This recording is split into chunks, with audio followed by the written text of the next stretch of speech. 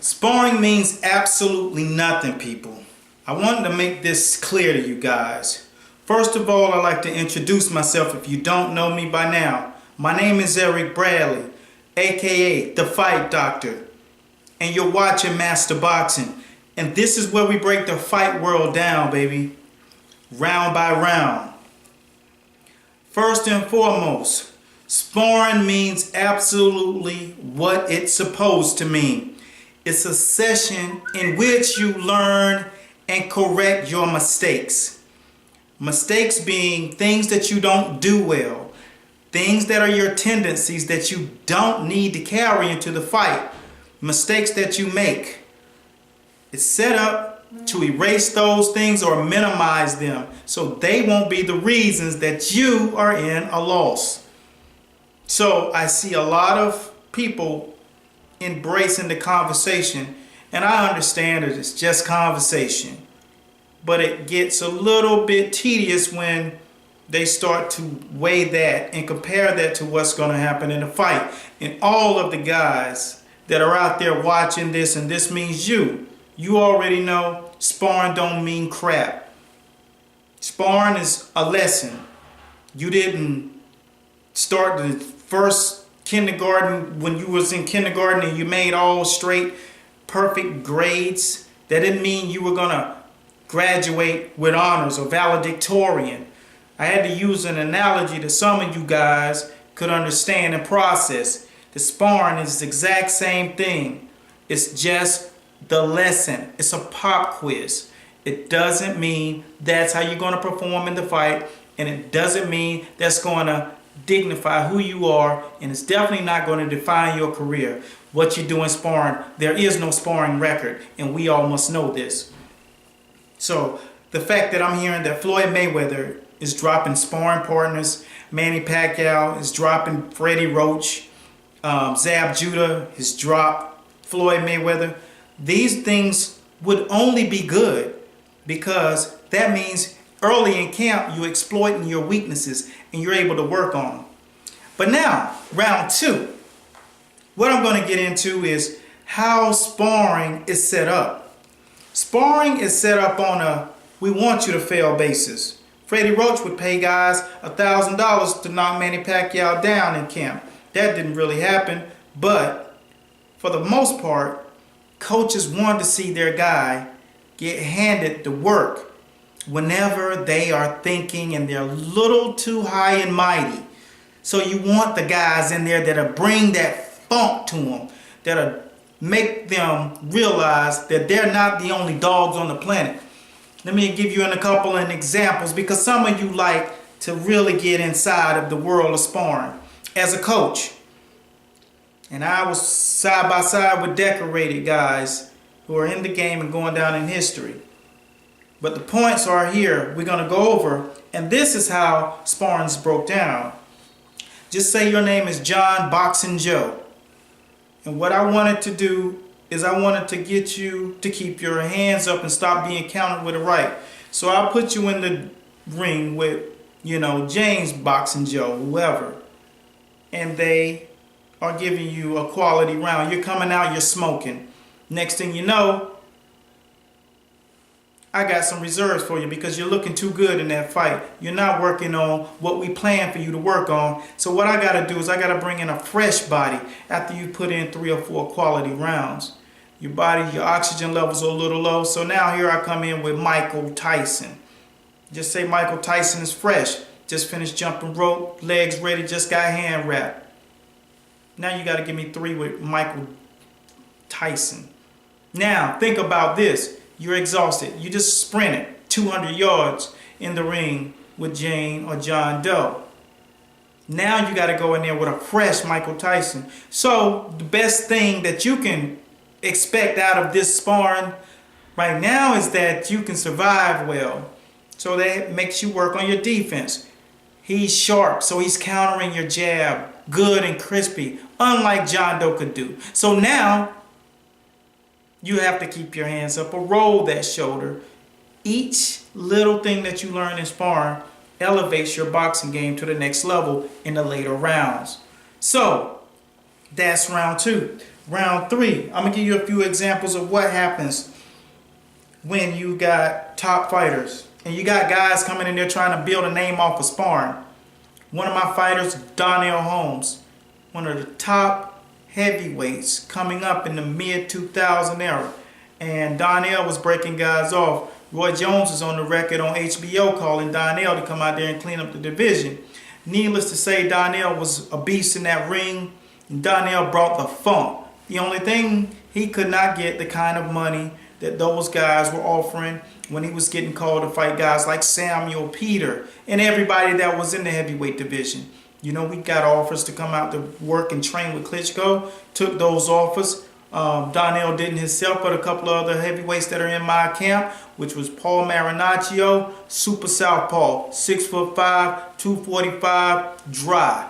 Let me tell you something else. And then we had John Hagler, hands nice like Roy Jones, 6'4", 245 and some change. Quick, southpaw, nice with him. He got to go out there and give Klitschko some work. John was 17-0 at the time. And like I said, Donnell Holmes had made it to 34-0, crushing and defeating one of Freddie Roach's fighters, which was Brian Mento. They got the fight overturned because they said he headbutted him, which it was a jab like Ali. He floated like a butterfly, sting like a bee. But that's the powers that be. So we got caught up in the controversy.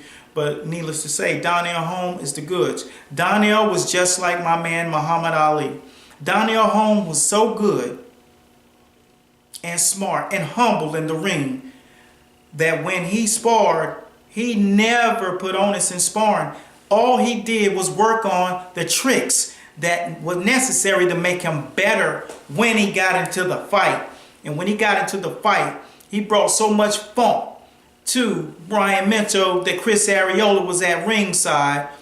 And this was before Chris really blew up, but he was known. He was on HBO and he was smoking them. He called and tried to get something set up to get in the ring with Donnell because fighters like to fight fighters that they see can fight. And Chris Arreola like dogs. Donnell Holmes was a dog. And you don't get the 34-0, 28-0, 30-0 at heavyweight and you ain't real. So needless to say, Donnell would spar. I would get guys ready and we would get work because Donnell needed solid work because he was climbing that ladder. And we got guys in. I brought in a good heavyweight. He was a heavyweight at the time. Right now he's fighting at cruiserweight at 200. But at the time we had my man, which is now he's also a lawyer. Tilt my hat to Vinroy July. Southpaw, slick with it, nice with them hands. I taught him that body work, attack. So when he sparred with Donnell, he would beat the drum, spinning them and turning them and using speed and angles like Manny Pacquiao, but 6'1".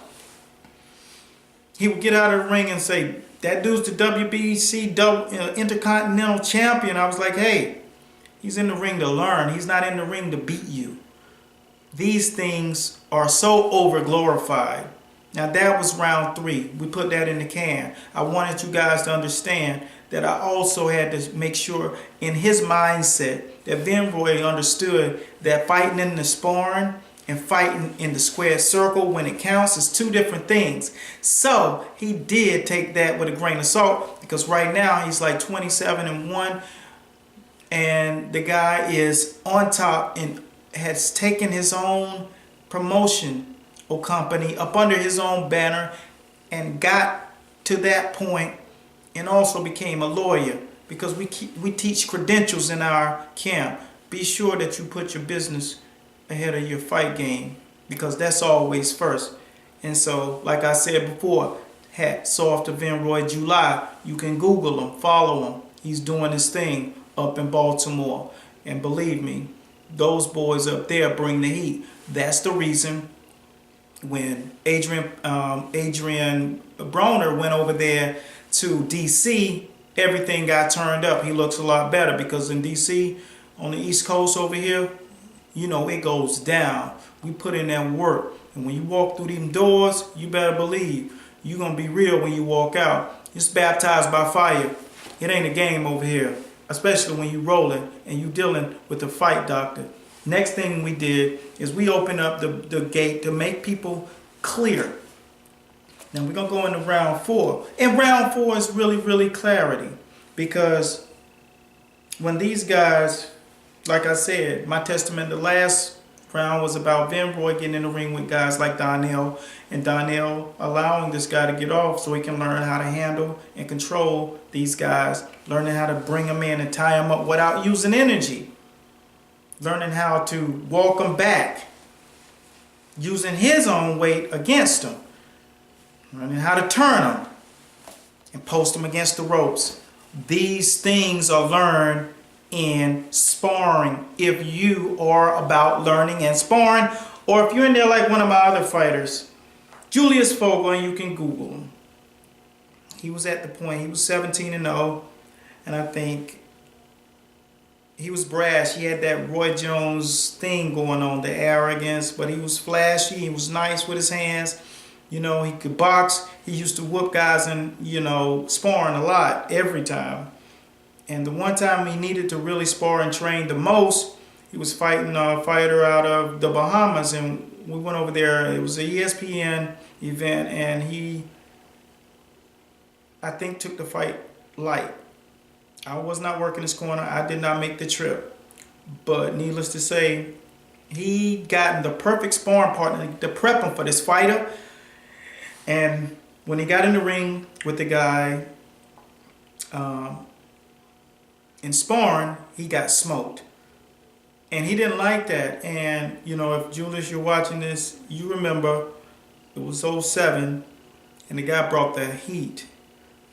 He still showed skill and a lot of ring cachet, but he just was not used to being competed with at that level in sparring, because it made him feel good to get out of the ring with a victory in sparring, and it ended up working against him. He didn't come back to camp to spar again, but he takes a fight on ESPN in the guy's hometown and gets stopped in 8 rounds due to the fact that he didn't spar anymore during camp. That's what happens when you don't spar.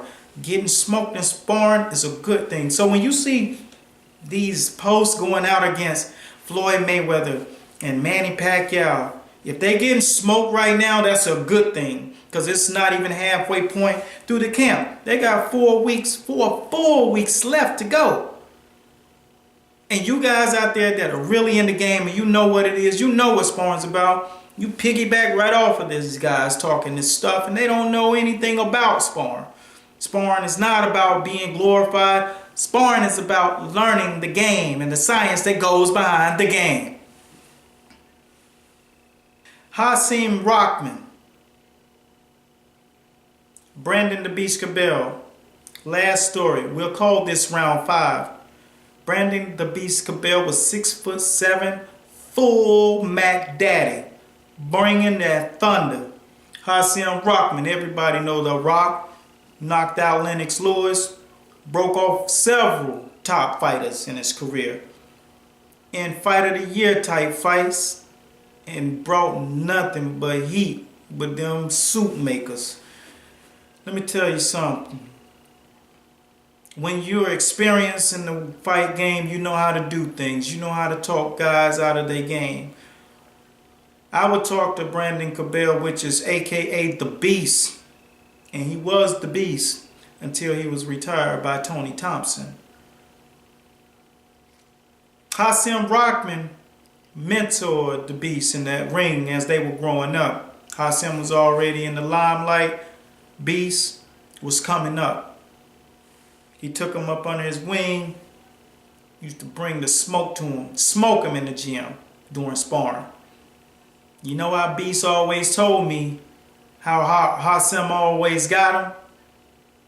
Hasim would see him. Hey man, what's up baby? What's good? It's good to see you, boy. Yeah.